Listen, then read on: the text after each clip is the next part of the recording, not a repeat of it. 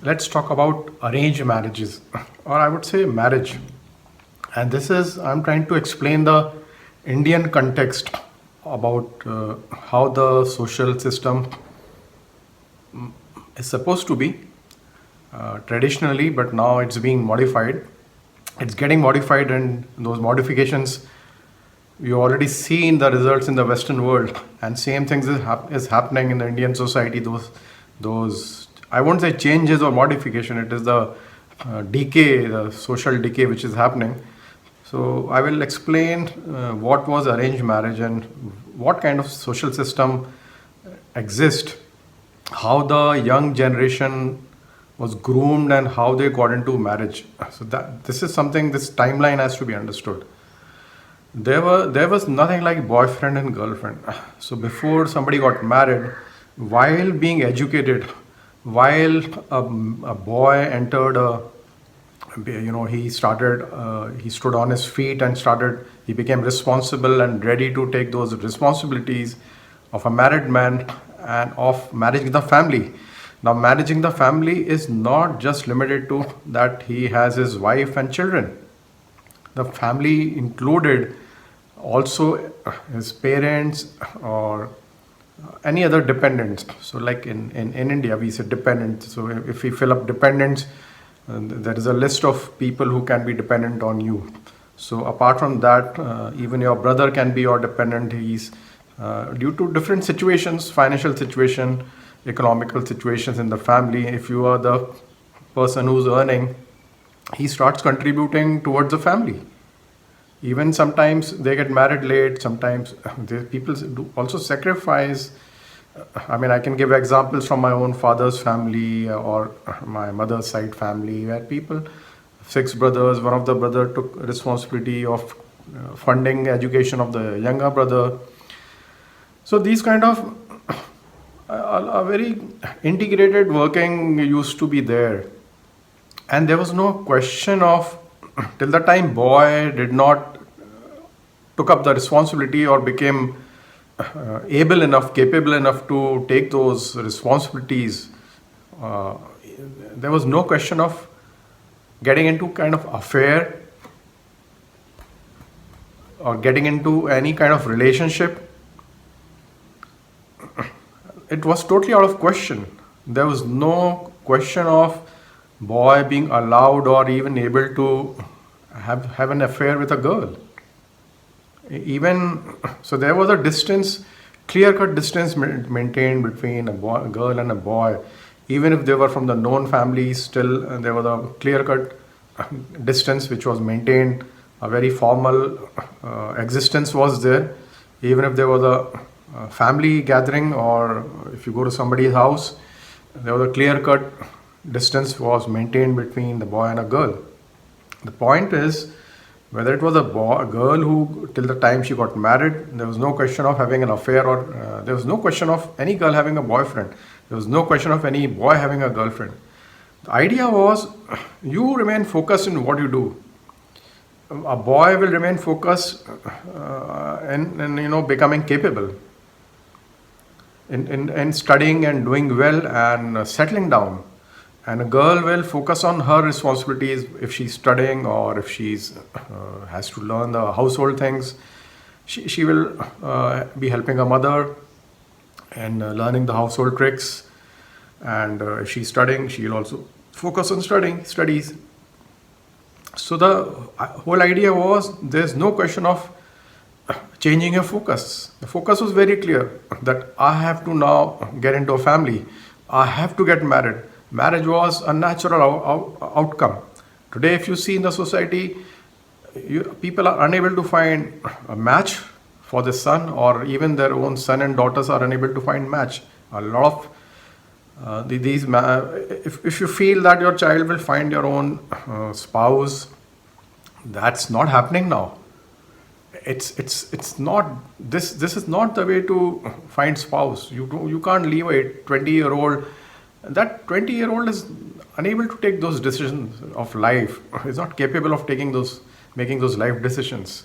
They are based on zero experience and very little maturity. So now I'll come to, so after after telling the importance of focus and reaching that level where you finally get ready to marry. So it was very natural that the boy, when he's ready, he's qualified, he's got a job, or if he's running a business, he's taken over the business. So he's considered capable that he can run the show. And so then people said, okay, now it's time for the boy or time for the girl. Girl was based on the age. If she's 21 to 25, now is the time to look for a boy for the girl. And if the boy is ready, it's a time for the family to look for the girl, look for a girl for the boy. And this was not the boys and girls' responsibility. This was the responsibility of the family. Today we go in the open market through these newspaper ads or these online marriage portals and trying to find a boy or a girl, going into unknown domain. Earlier, all the matches were done through references within the known families, extended families. Most of the marriages, if you go to the village, I've been in Uttarakhand, Himalayas, and all the marriages are within the nearby villages. So everybody is known. So you are not venturing into an unknown system. And also being in a network of families, there is also a family influence on how the boy and girl will behave. So there was a fear of the society, of that community which the boy and girl had. So they remain in the limits. So there was always norms and rules to be followed. And if somebody did try to break it, so there will be a the community will come and kick them, or teach them a lesson, or tell them better behave. So all this was limited to the community. It was all within the community, and community was there to support all the families. There was a lot of mutual support, and there was no stress of not being able to do anything. So arranged marriage was basically, a groom is the spouse is basically found through the family network only, and it was pretty good. Like, that system worked very well. There were community gatherings. In my own community, we had yearly community gatherings in every major city, and you go and attend those gatherings with your mother, father, and if you are an eligible bachelor or a spinster, so people are already looking for them, and generally you find match in those community gatherings or through word of mouth. So it was all word of mouth. So this is about finding a match and the focus, which is a very important aspect. Now I'll talk about what's marriage actually. Marriage is not about finding a perfect partner. The perfect partner is, in Indian context, arranged marriage was, first of all, we should know the family should be known, family background should be known. So that was pretty much obvious in a limited geography where most of the marriages used to happen. It was not that you find a match some 500 kilometers away. Most of the matches were done pretty much locally. Most of the marriages happened pretty much locally, not 1,000 kilometers or 2,000 kilometers away. Somebody in North India didn't really go to marry somebody in South India. Obviously, there was a cultural difference also. So you marry within your own local culture, local community, local contacts. So it was very much limited. And it was easy. So you find a family which is well known to you, and then you make a match. It's not that the girl has to be too beautiful or the boy has to be some extremely highly paid employee or into some great business. And generally, a match was chosen, and general characteristics of the boy and girl or the family was looked into, and then they also matched the horoscopes. So there was astrological matchmaking also done. So all these three things it was like a process, and it was a very well defined process. And through that process, people used to find matches. All the matches did happen. Most of the matches did happen. If you go back 50 years back, there was nobody unmarried. Everybody found a match. Everyone found a match through this system only. Now we have this advertisement because people have gone far away. Social network, These communities have broken. Nobody is interested in whether your cousin's sibling is married or not, or cousin's children have married or not. Nobody is interested. People are very selfish now. They are all in their cocoons. So this materialistic world, modern world, the whole community system is broken. But when this community existed, the whole advantage was they were limited in a limited geography. Now, I'll talk about marriage. What is marriage? Marriage is not about finding a perfect partner. Marriage is, the West has completely lost here, totally lost. It's not about finding a perfect partner. The norms were same for every boy and a girl. The norms for marriage were same. It was not that this boy I'm going to marry has some point of view or has some ideology. There was no individual ideology. It was a community norm, which was just blindly followed. Nobody really thought about that. Nobody even bothered about it. But today we have individual norms. I want to excel. I want to do better than that. We are competing now within our own community, and we are also looking down. We are, contempt. We are actually doing contempt of your own cousins and all. You are trying to compete within your own siblings, cousins, and all. So earlier it wasn't like that. There was a lot of equality, and nobody was competing. So marriage is actually not about finding a perfect partner or aligning to ideologies, individual ideologies, or looking for somebody who's making a lot of money, a woman who's trying to look for a rich guy. What is your gay ambition? What's your, or a man trying to find a beauty queen? But what is the purpose of marriage? That's completely lost and forgotten. Marriage is, I remember when I was young, I heard like marriage is, you have to adopt, you have to adjust. So in any relationship, any friendship, it's all about adjustment because nobody is perfect in this world. So if anybody thinks that they will find a perfect match, there's nobody perfect. Everybody will do. In a family, there are all kind of characters, and we all have to coexist. We have certain rules to manage them, but we also let go and accept also. There's a lot of acceptance, there's a lot of letting go, and there is also a lot of kind of imposition also. So it's a mix and match, and people coexist, and the entire community and the family moves together. All kind of characters are there. You can't throw out somebody whom you think is not a great character. They all have to exist. We have to survive. We all coexist in that. And that's what the humanity is all about. And you can't change everybody. You will have all kind of people. So it's not about aligning to individual ideologies, misplaced ideologies, wrong, materialistic, greedy, selfish ideologies people have. Individual boy and girl, they're trying to find matches. It doesn't work. It is not the thing. Marriage is about getting into an arrangement where you take responsibility and run a family, and in that family you have a responsibility toward your parents, towards your children, towards your other relatives, your neighbors, and the whole society, and the local community, and the whole society.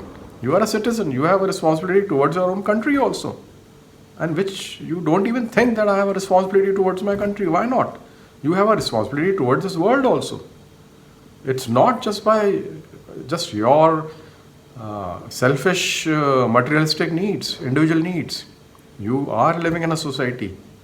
So the thing is, marriage is about being assigned responsibilities from a freedom as a child. You grow. As you grow, you get into responsibility. You have to study. When you are a 5-year-old, you are just playing. But as you grow, you start slowly getting responsibility, and then you are like transitioning into a completely different kind of a setup, which is like once you marry, then now you have a responsibility towards, you are earning. Now your father relinquished that responsibility, and now it is handed over to you.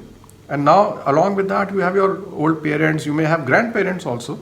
So there are 3-4 generations living together.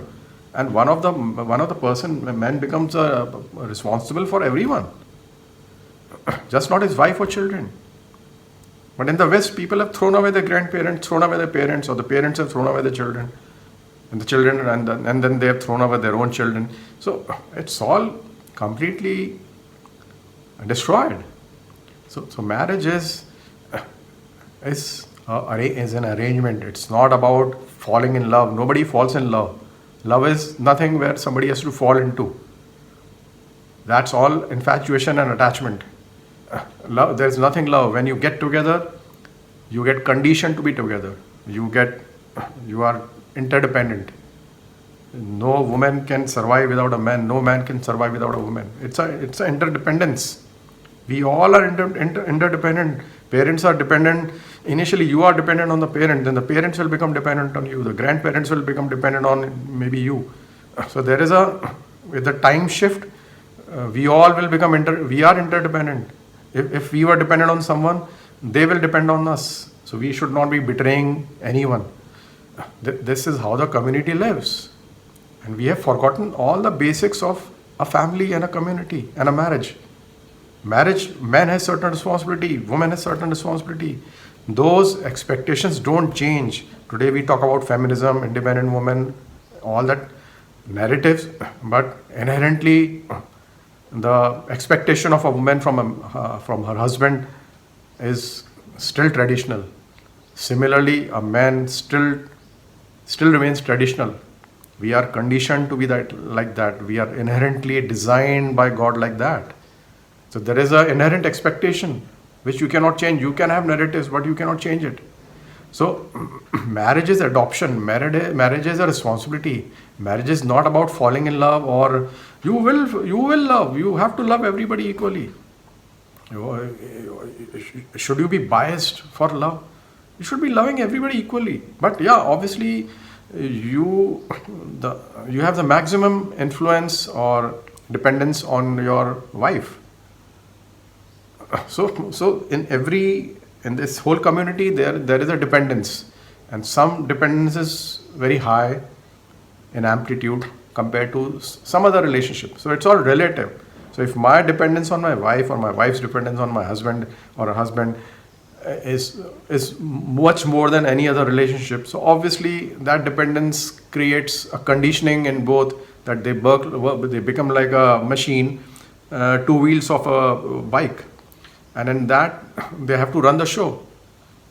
And one wheel has been designed to give direction. The front wheel is designed to give a direction. And that, you can call it a man. The rear wheel is, suppose you can say it's a woman. Both the wheels cannot give direction. The machine is like that. The logic is like that. So one wheel has been, so that doesn't mean the wheel which is giving direction is bigger. So there's no comparison. So this life is not about comparison. You have your own job, you have your own responsibility, and all are very difficult and tough also. But if you're selfless, each responsibility will give you a lot of joy. Like bringing up a child, if you spend your time with your child, the joy it will give, you just cannot compare with a job you will do. Instead of being in the house and looking after the family, the joy which the one you get has no comparison. And job, you have no joy. You may not get any joy. The situation is, it's very political. It's very competitive now. So each ideally, both the turfs, for the man outside, for the woman inside, both are equally rewarding, remunerating, and stimulating, scintillating, and very joyful. If it's an ideal situation, if you're selfless. I worked in my corporate, I worked selfless. I enjoyed my job. For me, I was inert to the politics. I remained very, very inert to the politics. I enjoyed my work. So I got the joy from that. If I looked after my daughter, I gave time to my daughter in the house. That was extreme joy for me. So I was enjoying it. I never disliked working. So I enjoyed work. And I knew what is my priority. So it's important to prioritize your responsibility. What's your priority? You may have a lot of selfish, I would say not selfish, but you may have some passions and hobbies. They all take a backseat because that duration of being a husband or a wife, of a father or a mother, or all these relationships is very, very different phase of life. You have to leave what you did in childhood. You may will be able to do a lot of things once you finish with this responsibility. You will probably have a different stage of life as a retirement, and you can enjoy even that. Like I was very fond of scale models. Probably you can see in the background of cars and trains. I could not really indulge in that during my childhood for some economical reason, and during my family when I was earning well, still I couldn't indulge in it. But just last 5 6 years back, I realized that now I think I'm through with my responsibilities. Now I can probably slowly get into my passions, my hobbies. So I started collecting them, and I could spend on that. But I was the last person to spend on myself. Before that, I have to provide to my family. So if I have done that provision, then probably I can now indulge in my own passions and hobbies, which I think one should be doing it in your old age. So I am now 58. So I'm gradually getting into my passion and hobbies, and when I share with people, it also gives me another level of happiness, because you're all whatever gives you happiness. I feel one should be transparent like an open book and share with people, because life is about sharing, whether it is good and bad, whether it's something you're not happy with. You should share even that, because you might get some advice how to deal with it. And if you are enjoying something, that also should be shared, because that can inspire people. And like if I travel, I like to share. If I like something, I like to share, because the view I can give will also give happiness to people when they see. Because like somebody commented on my Facebook once that we are able to see from your eyes. We are able to really enjoy the way you post and the way you showcase what you've been seeing. So it's I think good thing. So I think I've explained in short what marriage is, and this can be a very long discussion, but right now it's a monologue. But I think I've given some clear points to understand what is marriage and what is a life as a youngster before you get married. Thank you. Another advice I would like to give, not advice, it's my understanding that if a man is working and he's holding the anchor, I mean, he's holding the fort and being the main breadwinner. So, women in today's scenario, based on situation, suppose you have your parents who can look after certain things, and you are able to manage your house front. So with you can manage your time. It's up to you.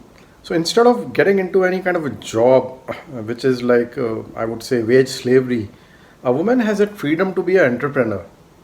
And I would say it's my own realization that though I worked in a job, because probably I didn't have the choice and no guidance, that I could have been an entrepreneur.